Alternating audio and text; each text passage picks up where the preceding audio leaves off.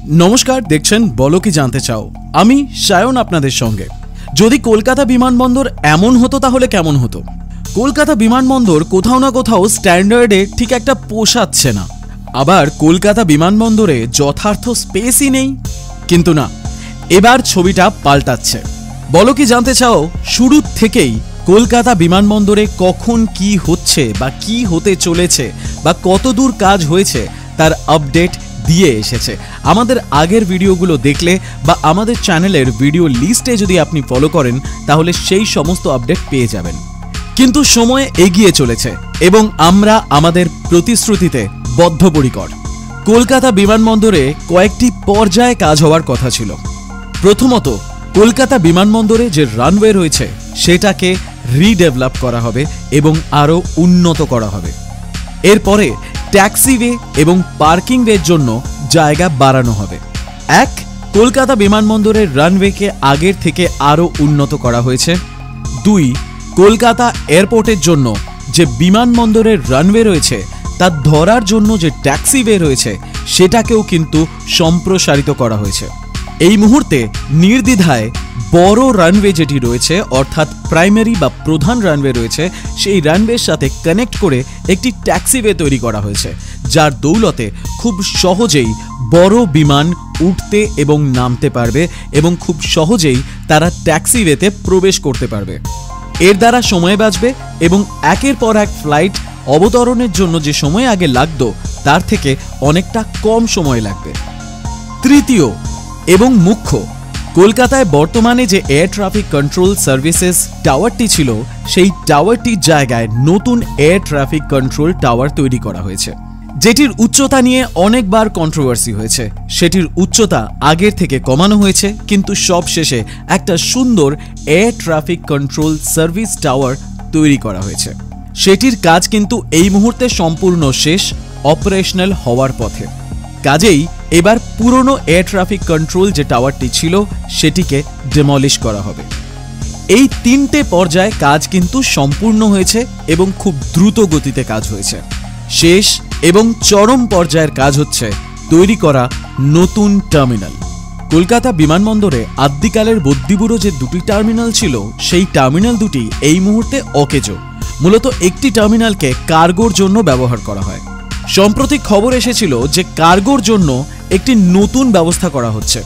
Airport অথরিটির কোয়ার্টারের জন্য যে জায়গাটি চিহ্নিত ছিল সেই জায়গাটিকে ডেমলিশ করে ওটাকে কার্গোর জন্য ব্যবহার করা হবে। আর এইবার খবর আসছে চরম পর্যায়ে নতুন টার্মিনাল তৈরি করা হবে। নতুন টার্মিনালটি মূলত পুরনো যে 2টি টার্মিনাল রয়েছে সেইটিকে ডেমলিশ করে নতুন টার্মিনাল তৈরি করা হবে। নতুন টার্মিনালটি দেখতে অনেকটা ইউ শেপের মতন হবে, অর্থাৎ আপাতত যে নতুন টার্মিনাল যেটি আর কিছুদিনের মধ্যেই পুরনো টার্মিনাল হয়ে যাবে সেই টার্মিনালটিকে ডান হাতে রেখে রানওয়ের দিকে মুখ করে ইউ শেপের নতুন টার্মিনাল তৈরি হবে। বর্তমানে যে টার্মিনালটি রয়েছে সেটি লম্বায় বেশ বড় এবং কনভেনশনাল লাইনার টার্মিনাল, কিন্তু এবার যে নতুন টার্মিনাল হতে চলেছে সেটায় যাত্রী ধারণ ক্ষমতা আগের থেকে আরও বাড়বে। মূলত এন্ট্রির পরে জায়গাটা হয়তো ছোট থাকবে, কিন্তু চেক ইন করার পরে আপনি দুদিকে চলে যেতে পারবেন। একটা ডান দিকে উইং থাকবে, সেই উইংয়ের থেকে প্রচুর এরোব্রিজ থাকবে যেখান থেকে আপনি আপনার ফ্লাইটে উঠতে পারবেন। অন্যদিকে বাঁ দিকে যে উইংটি থাকবে সেই উইং দিয়ে সেই উইংয়ের দুদিকে কিন্তু এরোব্রিজ থাকবে যেখানে আপনি আপনার ফ্লাইটে উঠতে পারবেন।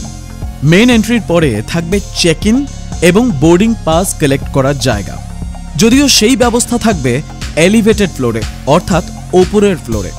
নিচের ফ্লোরটি মূলত ব্যাগেজ বেল্টের জন্য ব্যবহার করা হবে।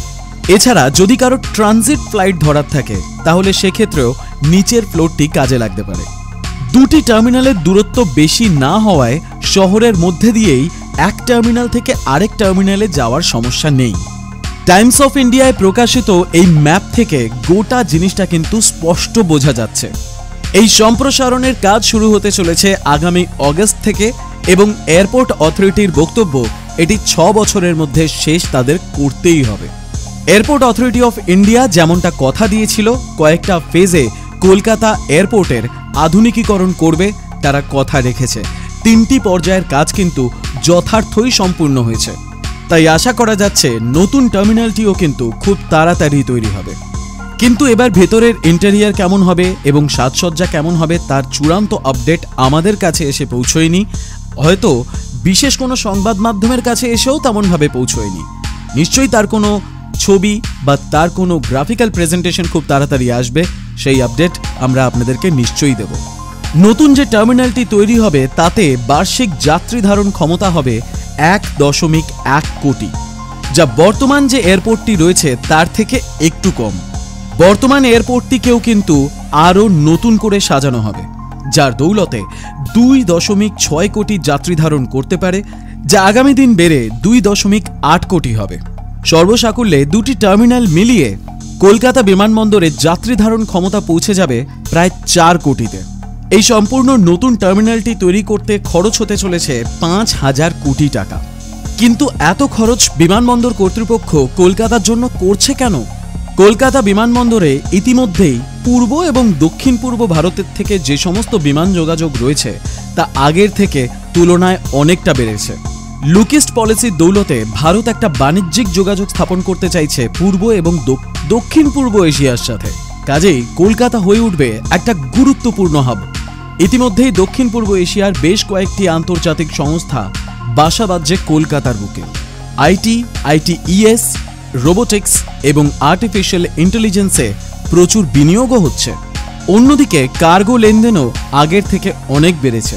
শুধু তাই নয়, বাংলাদেশকে স্ট্র্যাটেজিক লোকেশন বানিয়ে বাংলাদেশের ওপর দিয়ে ভারতের থেকে পূর্ব ভারতে রেল পরিষেবাও চালু করছে, যাতে সড়কপথে, রেলপথে, আকাশপথে এবং জলপথে বাণিজ্যিক যোগাযোগ আরও দৃঢ় করা যায়।